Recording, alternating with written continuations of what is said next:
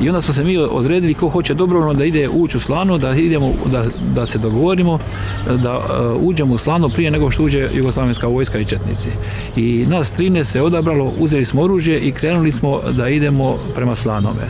Međutim, nikoga nismo okolo vidjeli, ni mještane Slanoga, jer ja poznam sve ljude u Slanome, a nismo vidjeli ni vojsku u Slanome. Čitavo je Slano gorilo, čitava uvala je gorila. To nam je bila jedinstvena prilika da uzmemo i da se prebacimo u hotel Admiral. I uspjeli smo se svih nas 13 doći u hotel Admiral. Sa 17 godina sam pošao urat dragovoljno, ne znam ni ja, već mi je bio tad jedno 5. 6. put da sam bio u takvoj situaciji, da sam gledao njih kako kradu i provaljivaju naše. Normalno da si bio ljud, skoči adrenalin, jeli neki pozitivni adrenalin, da ih moraš djelovati, da moraš pucati po njima, moraš braniti svoje jebike. To je bio meni šok. 19 godina sam imao, vidio sam ljude ukočene, jedva sam ih mogao pomaknuti, jedva sam, još je bila međa neka preko koje smo trebali ta tijela prebaciti.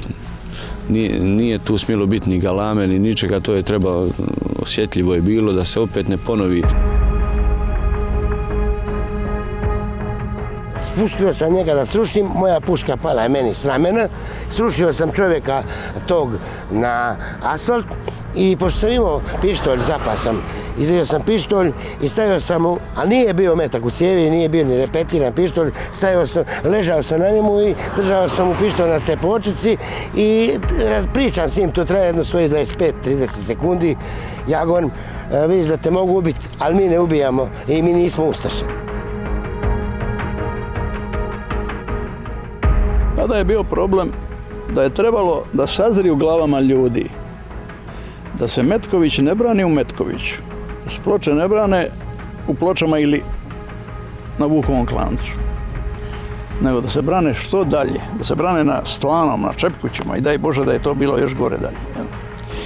To je bilo teško objasniti i Makaranima, to je bilo teško objasniti i Omišanima, i Trogiranima, i Splićanima.